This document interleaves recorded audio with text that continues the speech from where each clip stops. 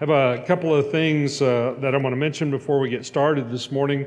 This afternoon at 1:30 p.m., Mark will be beginning a class here at the building, and we're asking if you have an opportunity, please come be a part of that. The title is What It Looks Like to Be a Biblical Citizen, and so I think that's important in this time where things are mixed up in so many different ways, and we've lost a focus that Paul actually talks about in Romans chapter 13. We need to find that again, knowing that God sets in place leaders in power. And so it's important for us to understand as Christians, our role is different than the rest of the world. And so we need to be aware of that, and we need to be able to focus on that.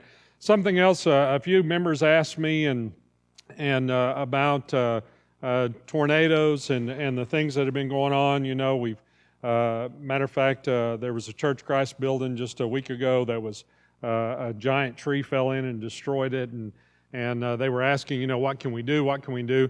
I'm sure that our elders here, if you over and above your contribution, because we still have our obligations here, but if you want to drop an extra check or something, hand one of the elders a few dollars, earmarked specifically to go to the Church Christ Disaster Relief Fund. I know that they have loaded up semis and headed towards the areas where the victims of those tornadoes are to help clean up and make sure they have water and the necessities of life. And matter of fact, Steve Gallimore and I were talking about this last week. He checked and visited with them, talked about the things that they have going on. And so if you have a few extra dollars that you want to send that way, I know that the elders would be more than thankful to do that for you. We'll get it headed that direction. So keep that in mind. Over and above your normal contribution, write a check out, make sure it's on the memo that says this is for those tornado victims, and we'll take care of that from there. I know that it'll be a blessing to you. As we give, the Lord has made a promise to us that He will give back to us, and so we want to be aware of that at all times. Go ahead and go to the next slide, Nick, my lesson slide. We are in John chapter 18.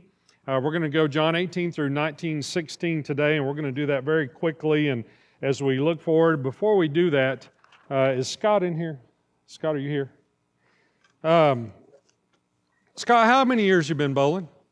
He had no idea I was going to do this to him this morning. How many years you been bowling? What's a perfect score in bowling? Scott, have you ever bowled a 300? You have. He's bowled a 3. Now, isn't that something?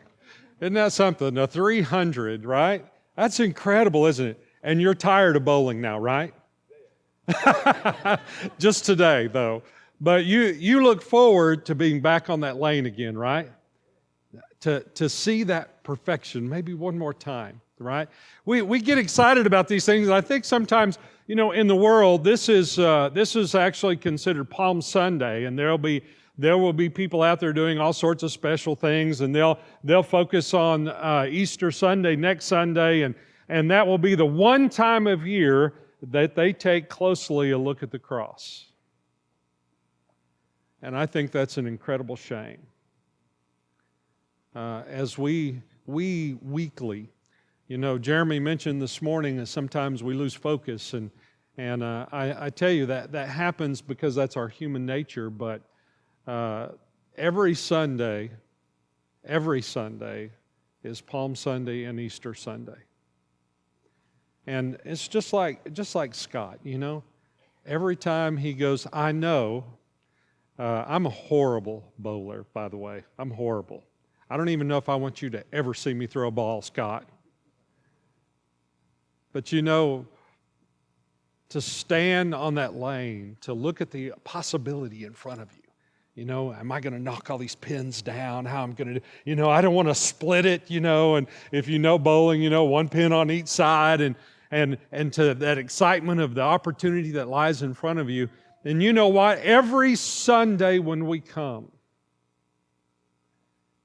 there's the excitement of the opportunity that we are presenting ourselves before God Almighty, before the Father, the Son, and the Holy Spirit, to let them know what they have done for us. And so as we look at the story today, I want to remind you of the fact that why is a bowler As a bowler, if you've done something, just like today, you're tired. You've bowled a lot the last couple of weeks, right? I know that, Scott. So, right, a lot. How much? Last 4 days, you've been after it. So they've been out of town, and he's done a lot. He's bowled a lot the last 4 days. But you know what? There's something different about. You ever look at your child and get tired of loving them? Now, there's a difference between liking them and loving them. I don't know. Kids don't get that, do they? You can explain it to them. Isn't that great? I'm going to leave a hole for you to communicate with your children. I can remember those days, the boys growing up, and I remember the first time Janine walked in the room and said, "He's your son today." And I said, "That's all right. I like him today. I'm having fun." And then there are days when I walked in and I've looked at her and said, "Today he is your son." But the love is always there, always there. And I think Satan does his best to deter us from reminding us of the love that we have for the Father, for the Son, and for His Spirit. And so as we dig into His Word a little bit today, I would want to remind you, those of you who have been united with Christ, who walk in a new life, Romans 6, 1 through 10, 11.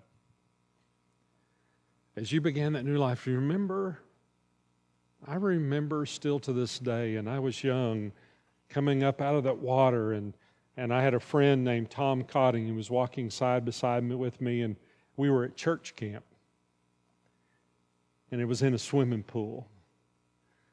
And I come out, and there were 3 or 4 other baptisms, and we sang a song, and we prayed, and we headed back to our cabins. And I remember Tom walking side by side me, and he goes, "What does it feel like?" And I don't know that I could put that into words, but I tried as an 11-year-old. And to feel that again. Brethren, this morning as we dig in is the story that brings that newness to our lives. And I pray that you can hold on to that moment in life. And that when you repent and ask Him for forgiveness, that even if it's just for a few moments, that you return to it once again and know that the Father has made you clean and whole. That you stand before His throne in perfection because of the story that we begin today. All right, review quickly. Last week in 17, we find that he prays for the completion of his mission so that his glory will be restored by the Father to go back to where he had been before the creation. He talks to the Father about his apostles' obedience and their belief, their faith enacted in their obedience and the belief, really. In him bringing glory to Jesus by their actions, by their belief. He prays for their protection in his name. He prays that he would be sanctified by the truth. They would be sanctified by the truth of his word. And he has that same prayer for us today. That he returns to the future for us, all those who believe in him through their message, through the message that would come. He prays for all of us today that we would receive these things. And he prays that we might have the opportunity to see his glory, to bask in it, to stand in it when this life is over. And he closes the prayer talking about the Father's love and praying that the Father's love would be in him and he be in us, and that we would be one.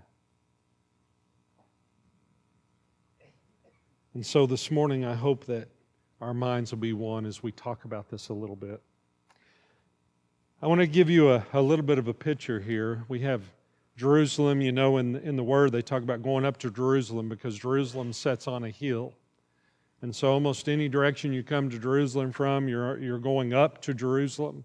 As you head up to Jerusalem and you see the city on the hill in the distance, you have on the southeast side, there's lower Jerusalem where the people were living in houses, and then the countryside rises up and you have upper Jerusalem.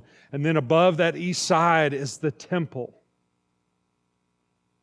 And in Jesus' time, the temple stood shining above everything else. Matter of fact, probably blocking the hill as it continued to rise beyond the temple. And from the southeast corner of the temple, you go to the Mount of Olives. And then just on the north side of the Mount of Olives is the Garden of Gethsemane, where on a regular basis, several times, the apostles and Jesus had gone to spend time together, to learn, to pray, and to build their relationships together. So we know here that as we start in chapter 18, that Satan has already taken Judas's heart. John 13:27 tells us that. We also find that he's going to be taken before Annas. And I want to make that clear that Annas is the father-in-law of Caiaphas. So the high priest changing out, the year before, the father-in-law, Caiaphas, now is the high priest for this year. And he's going to be taken before Caiaphas as well. High priest for that year, for this year, verse 13. But one thing else that I want you to know before we begin reading, that it was by Jewish law, you couldn't bring someone in, condemn them, and kill them in 24-hour period. It had to be more than a day. You know, that concept of letting true justice take place, not a mob mentality. And what we see here in 18 and 19 is it's exactly what they don't do. They rush the entire thing. It's all under the table, and they do an incredible job at manipulating Pilate and Herod so that they can kill Jesus. And so with that in mind, we're going to begin with John chapter 18, beginning in verse 1. Follow along with me, please. And when he had finished praying, Jesus left with his disciples and crossed the Kidron Valley. On the east side of the temple, the ground drops away and there's a little valley, then it rises back up to the garden and to the Mount of Olives again. So he would cross down through the Kidron Valley, and I've mentioned once before that in this valley, this is where the blood from the animals that are being sacrificed, there was a little trench that ran down to the Kidron Valley. And I have often wondered, reading about that at Josephus and the blood that would have flown, the hundreds, thousands of animals that were killed, that as Jesus stepped over that blood, I wonder if he thought about the blood that he was fixing to shed for us on a day like this in Bixby, Oklahoma, 2023.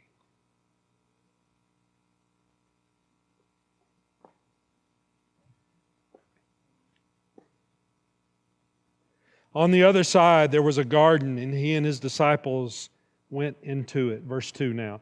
Now Judas who betrayed him knew the place because Jesus had often met there with his disciples. So Judas came to the garden guiding a detachment of soldiers and some officials from the chief priests and Pharisees, and they were carrying torches, lanterns, and weapons. And Jesus, knowing all that was going to happen to him, went out and asked them, "Who is it you want?" Now we learn from the other Gospels that as they came out, matter of fact, there's one of the Gospels that says, Jesus looks at Judas and says, "Do what you must do quickly, friend." What a term to use for the man who's just turned you over for death.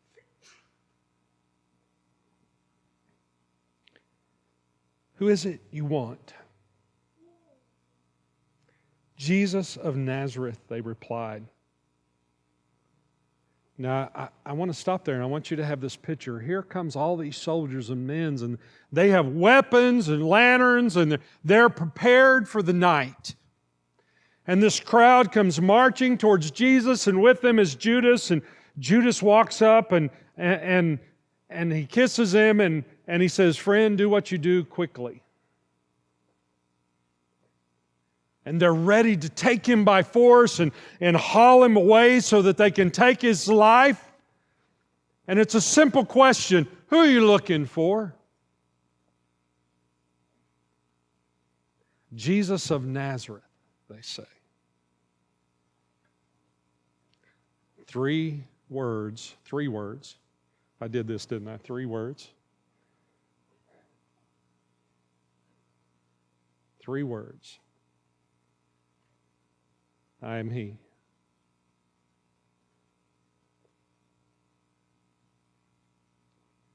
And Judas the traitor was standing there with him, and when Jesus said, "I am He," they drew back and fell to the ground. And sometimes we miss in the story of the crucifixion the power of Jesus Christ. That when Jesus said who He was, men cannot stand in the presence of the Savior. I am He. And they drop to their knees.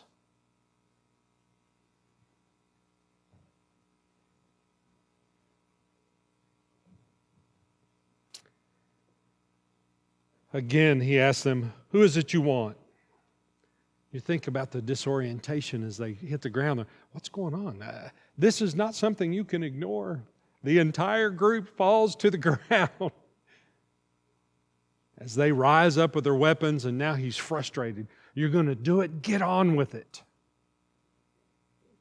"Who is it you want?" "Jesus of Nazareth," they said. And Jesus answered, "I told you that I am He. If you are looking for me, then let these men go." This happened so that the words had been spoken would be fulfilled. "I have not lost one of those you gave me." Remember, we just read that in His prayer. Then Simon Peter, just before the prayer, then Simon Peter, verse 10, who had a sword, drew it and struck the high priest's servant, cutting off his right ear, and the servant's name was Malchus. And Jesus commanded Peter, put your sword away. Shall I not drink the cup the Father has given to me?" There's a couple of things here that we need to realize. So one, as He pulls out the sword and He chops the servant's ear off, what do we know that Jesus did? He reached up and healed it, didn't He? You know, that felt real good, I'm sure, right? I don't want anybody cutting my ear off. Chopped his ear off, and just think about the seconds.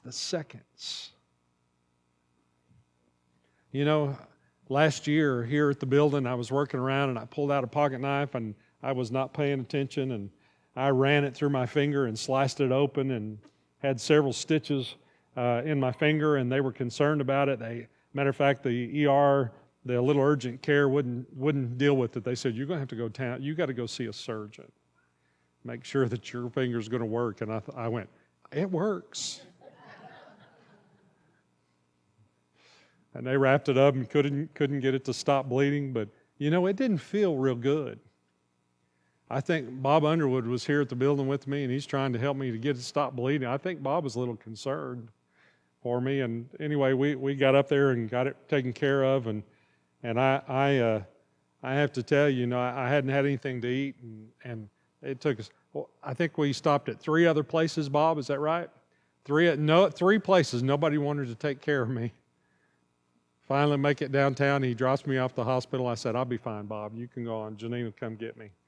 Because I know it's not long. Janine's going to be out of school, This happened before lunch, and I'm hungry, and they're injecting painkiller into my fingers so he can stitch me up. And boy, that stuff hit my stomach, and I'm watching, because I'm one of those people. I'm intrigued. I'm watching him do it, and suddenly I looked at him and said, "I think I'm going to pass out now." And I did. And I started coming to, and I said, well, I guess I passed out. And they said, he's back. And I had a nurse on each side of me holding my shoulders up against the chair or the wall, because the emergency room was so busy, they didn't have a room for me. They just set me in a chair in the hallway. Nurses running back and forth, and I'm thinking, wow, I hope this is sanitary. But I think about this man as his ear is sliced off, or part of it, and maybe Jesus, I don't know, maybe he picked it off the ground, maybe it was just sliced, and he reached up and put it back together, and he completely heals it. You know that when something like that happens, you reach up, right? It's just human nature. And now Malchus, the pain is gone, there's no more bleeding, it's all stopped, his ear is perfect. And he looks down at his hand, and he glances at the shoulder of his robe. And he's in shock about what has just happened. And I bet you anything, he wished at that moment he was not a part of that crowd.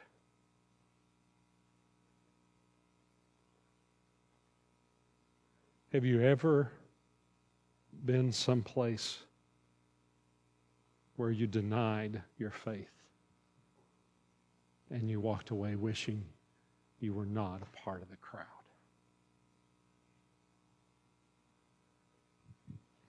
All right, we've got to move quickly. Then the detachment of soldiers with its commander and the Jewish officials arrested Jesus, and they bound him.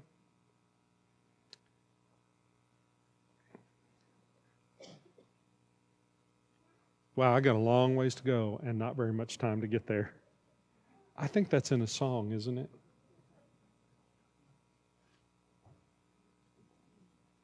One other thing we've got to know here. You know, in Matthew 26, Matthew says, Jesus looks at him and says, don't you know that if I asked for them, my Father would send 12 legions of angels? You know that song we sing, 10,000 angels?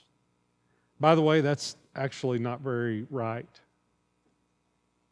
A legion at the time of Jesus was about 57,000, or 12 legions would have been about 57,000 soldiers. 57,000. Think about this, angels. 57,000 angels. Now we know from the Old Testament that one angel in one night took the lives of about 185,000 men all by himself. One angel marched in and lays out Syrians, 185,000 Syrians. So if one angel can take 185,000 Syrians on all by himself, think about what 57,000 angels can do. There's not every army combined on the earth at that time could stand against 12 legions of angels. And Peter's trying to stop what's going on. And Jesus looks at him and says, don't you know that I've got to drink this cup? Stop, Peter. This is what I'm supposed to do. To take on the wrath of God of all sin on myself for you. All right, verse 12 again. Then the detachment of soldiers with its commander and the Jewish officials arrested Jesus, and they bound him and brought him first to Annas, who was the father-in-law of Caiaphas, the high priest that year. And Caiaphas was the one who had advised the Jewish leaders that it would be good if one man died for the people. We talked about this a couple of weeks ago. One man die for the people. And Simon Peter and another disciple were following Jesus because this disciple was known to the high priest, and he went with Jesus into the high priest's courtyard, but Peter had to wait outside at the door. And the other disciple who was known to the high priest came back and spoke to the servant girl on duty there and brought Peter in. And don't you know he's standing outside thinking, I told Jesus I won't leave you. You told me I'm not going to leave you. I'm waiting. I'm going to get in there. I'm going to be with you, Lord. Verse 17, you aren't one of the man's disciples too, are you? She asked Peter. He replied, I'm not. It was cold, and the servants and the officials stood around a fire and they had made to keep warm, and Peter also was standing with them, warming himself.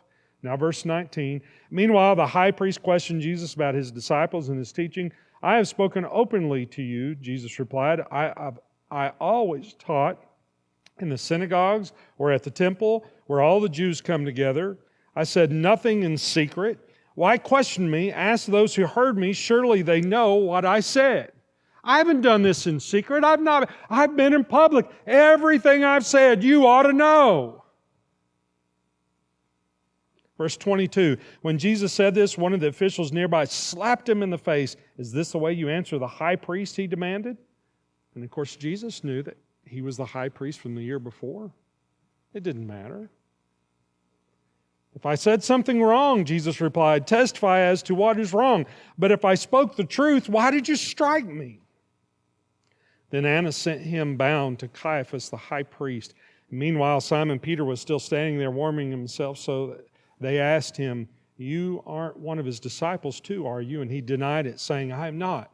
One of the high priest's servants, a relative of the man whose ear Peter had cut off, challenged him. That's interesting, isn't it? I know you. I wonder if he talked to Malchus between the time of the garden and the time that he's standing here with Peter. Malchus was just telling me. He was just, and a guy in a blue tunic. And this is the way we would be, right? Did you know that woman ran right into the back of my car? She's driving this red Civic, and she didn't even stop. She just come right through that light and ran into me. And we give all the details because that's the way we are, right? And she's looking at this guy, and he's got the accent and the look, and he's got the right colors on. And I know who you are. Malchus told me about you. Didn't I see you with him in the garden?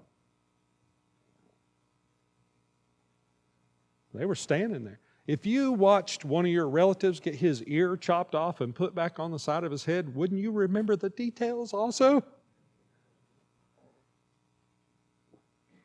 Come on, Peter. Again, Peter denied it, and at that moment a rooster began to crow. Now, verse 28. Then the Jewish leaders took Jesus from Caiaphas to the palace of the Roman governor. By now it was early in the morning, and to avoid ceremonial uncleanness, they did not enter the palace. It's funny to me, right? Reminds me of Matthew 23:27, where Jesus says, "You're whitewashed tombs. On the outside, you may look beautiful, but on the inside, you're filthy."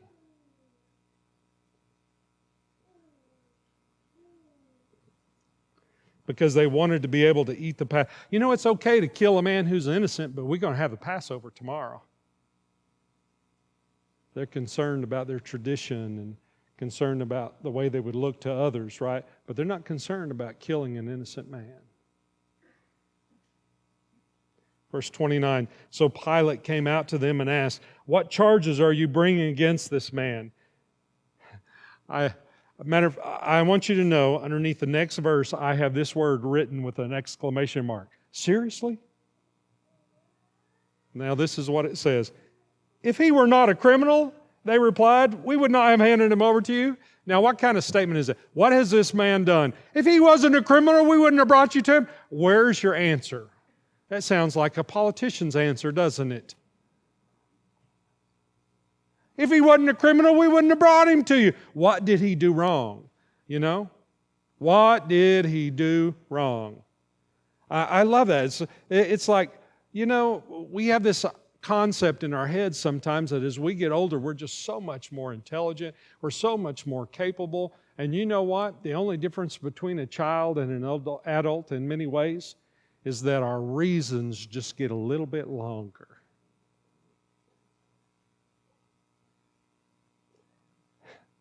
And then if we can't give the reason, we're going to shoot the statement out of our mouths because I said so. By the way, parents, here's a sideline for parents. I was one of those kids, I always asked questions. I wanted to know why. I wanted to know the reasoning why. And my father never, ever told me why. It used to drive me nuts. And I made a commitment to myself that I would never look at my kids and say, because I told you so. Now, here's a lesson. Don't be like your parents. If you have young kids today, don't be like the parents before you and say, because I told you so. You look at them and say, at least add this, because I told you so, because you're learning to be obedient may save your life.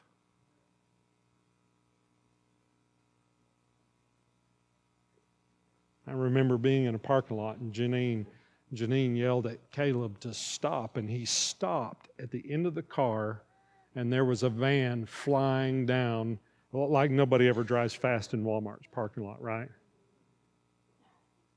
And you know what I did? I dropped to my knees and said, son, this is why it's important for you to be obedient. If you don't teach your children to be obedient when they're young, you will pay for it when they get older. You talk to anybody who's served. We've got several in this audience this morning that have served as police officers, and they have taken juveniles out of homes and putting them into juvenile jail because they never learned obedience. And if you don't teach your children obedience, you know what? That's all right. You'll pay for it out of your pocketbook. You will emotionally and physically pay because you didn't teach them obedience. I promise you, you will. Children, it is for your blessings and joy of life to learn to be obedient. Or you may find yourself condemning someone who shouldn't be condemned. Verse 31, Pilate said, take him yourselves and judge him by your own law. He didn't want to have anything to do with him. But we have no right to execute anyone, they objected. This took place to fulfill what Jesus said about the kind of death he was going to die. See, that was Roman law. When Romans took over other countries, you can enforce your own laws, but you cannot take a life. Only Rome can take a life. And that's why they brought Jesus to Pilate, to Rome, that he would make the decision to kill him because they weren't allowed. Now, there's something you got to know, you've got to be aware of about Pilate here. You think about the time that he grew up and the time that he lived in, they were greatly influenced by the old stories of Greek gods. And what's one of the major things, if you've ever studied Greek history and Greek gods, is that if they send a representative to earth and you cross them, you are going to pay. This is one of those things that Pilate knew 100%, and it's going to tie directly into these scriptures for us to know that. He believes that representatives of the gods can come to earth, and that if he crosses them, he may have to pay. That's going to explain a verse here in just a few minutes. All right, let's keep going. Verse 33, Pilate then went back inside the palace, summoned Jesus, and asked him, are you the king of the Jews? Is that your own idea? Jesus asked. We know that in the text there he's saying, that's what you're saying about me. You've said I'm the king of the Jews. I am a Jew, Pilate replied. Am I a Jew? Pilate replied, verse 35, your own people and chief priests handed you over to me. What is it you have done? Jesus said, my kingdom's not of this world. If it were, my servants would fight to prevent my arrest by the Jewish leaders, but now my kingdom is from another place. And Pilate would have understood this, that there are other realms, other places where gods are. This would have made sense to Pilate. It's not an earthly thing. It's beyond this place, beyond my touch. His kingdom is not of this earth. Verse 37, you are a king then, said Pilate. Jesus answered, you say that I am a king. He's saying, you've said that I'm a king. You've recognized that I'm a king. We've already established that fact.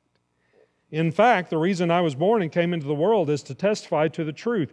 Everyone on the side of truth listens to me. Now watch this right here. I have this highlighted in my Bible. These first three words of verse 38 is very, very important because it shows us the heart of Pilate. His statement, what is truth? See, it's hard to get that sometimes with what is truth? You ever been up against an atheist and talking to him about believing in the Father? What is truth? This is what Pilate's saying. Now understand this, there's a difference between what is truth and if he said, what is the truth? What is the truth? Because one closes his heart, the other one tells clearly that I'm open to hear what is the truth. I'm open to hear what you have to say, Jesus. But Pilate didn't open that door. And he closed the possibilities of his future forever with three simple words. What is truth? Retorted Pilate. With this, he went out again to the Jews gathering there and said, I find no basis for a charge against him. But it is your custom for me to release to you one prisoner at the time of the Passover. Do you want me to release the king of the Jews? They shouted back, no, not him. Give us Barabbas. Now Barabbas had taken part in an uprising.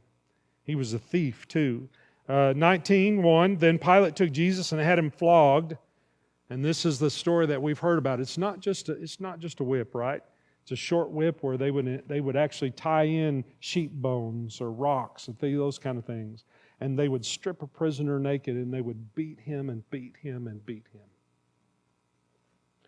We know from Luke that before he ever comes to Pilate, that the Jews already, when he's being questioned by them, that they took turns, what the Romans would have called hot hand. We're fixing to see it again in a second. We know from history the Romans had a game they would play hot hand. And what that was is we just take turns proving our manhood and how tough we are. We're going to walk up and I'm going to take turns punching you right in the face. Now, that doesn't sound like fun at all, does it, Michael? We're going to take turns. We'll see, you know those punching games where you walk up and punch the bag and the lights light up and tell you how good you did? Well, this is the way they did it. They just take a prisoner and take turns. We'll see if we can knock him out. The toughest man. Hot hand. Let's play hot hand. And the Jews do the same thing. They just take turns slapping him and slapping him and slapping him. Prophesy! Tell us who hit you!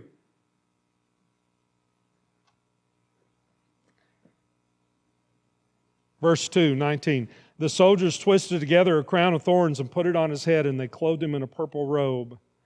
And they went up to him again and again, saying, Hail, King of the Jews! And they slapped him in the face. Once more, Pilate came out and said to the Jews gathered there, Look, I am bringing him out to you to let you know I find no basis for a charge against him. And when Jesus came out wearing the crown of thorns and the purple robe, Pilate said to them, Now listen, here is important. I have these next four words highlighted. He is the man. There's significance here. Because now he's talking about, he said to them, do you want me to release the king of the Jews? Do you want me to release him? And now they've beaten him and they've tortured him and they bring him out bloody with the blood pouring down his head and his face and the crown of thorns on him and a purple robe, and he's been everything else he has taken away from him. And Pilate says, here is the man.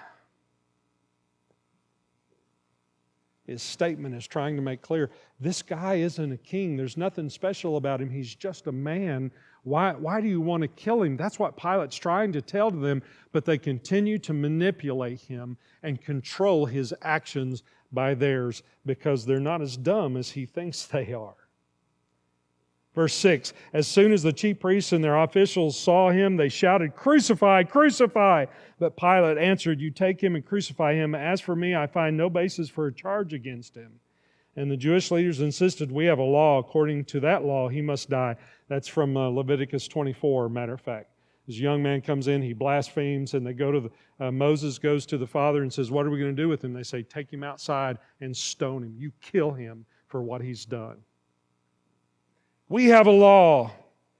He's got to die because he claimed, the last sentence there, because he claimed to be the Son of God. Verse 8 now. When Pilate heard this, he was even more afraid. His wife, Matthew 27, do you remember that? His wife sends him a message. Have nothing to do with this innocent man. I've suffered much because of a dream today. Don't have anything to do with him. When Pilate heard this, he was even more afraid, verse 8. And he went back because if Jesus, he's found nothing against, if Jesus is a representative from a God, then I will pay. Verse 9, and he went back inside the place, and where do you come from? He asked Jesus, but Jesus gave him no answer. Do you refuse to speak to me? Pilate said. Don't you realize I have power either to free you or to crucify you? And Jesus answered, you would have no power over me if it were not given to you from above. And Jesus lets him know the power comes from God. The power comes from God. You don't get power on your own. And see, this plays right into that Roman thought, that original Greek that passed on to the Romans. The gods control us like toys. Well, that's not what Jesus is saying. That's what would have crossed Pilate's mind. I'm sure of it. Therefore, the one who handed me over to you is guilty of a greater sin. And there's what he's looking for. It's Pilate's out. It's not my fault. He says it's not my fault. So Pilate is going to take Jesus before them again, and he's going to I wash my hands of this. It's on your backs, not mine. Verse 12, from then on Pilate tried to set Jesus free, but the Jewish leaders kept shouting, if you let this man go, you are no friend of Caesar. Anyone who claims to be a king opposes Caesar. And that's a big deal, isn't it? Caesar, Caesar, our king is Caesar. He's not our king. Kill him, kill him, kill him. And in just a few years, they're going to wish they never said that as Titus Caesar marches into Jerusalem and lays waste to the temple and the city and kills 1.5 million Jews.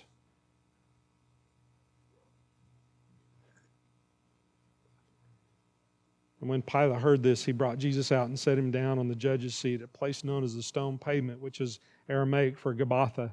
And it was the day of preparation of the Passover. It was about noon. Here's your king, Pilate said to the Jews. But they shouted, take him away, crucify him.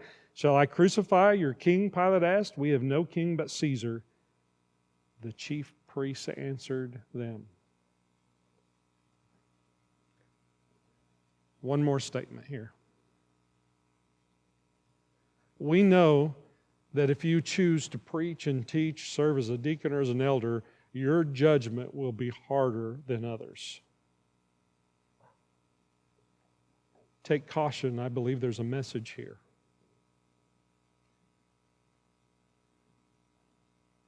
The chief priests led the people into sin.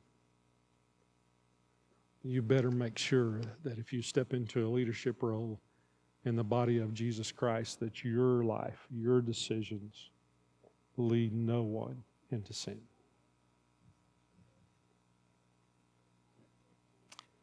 Verse 16, finally, Pilate handed him over to them to be crucified. And so begins the last final hours of Jesus Christ, my Savior, who gave his life that I might be sanctified, justified, and clean. The whip, the blood, the slapping over and over again, the punching in the face. The word there can be slap or punch. He's being hit hard. And he takes it for you and I, that he might continue to be the perfect Savior, Jesus Christ. And so today I ask you this. Are you prepared? Do you have the knowledge and ability to testify of the life that was given for you? If you're not, you need to be. Today's the day to start. As his child, as his son or daughter, you let his light shine for what he did for you. As we will continue next week into his death, burial, and resurrection, the story that you should know that you can proclaim, I have a Savior. If we can help you set your life right today, help you be united with Him in the likeness of His death, burial, and resurrection, why don't you come as we stand and sing this song together.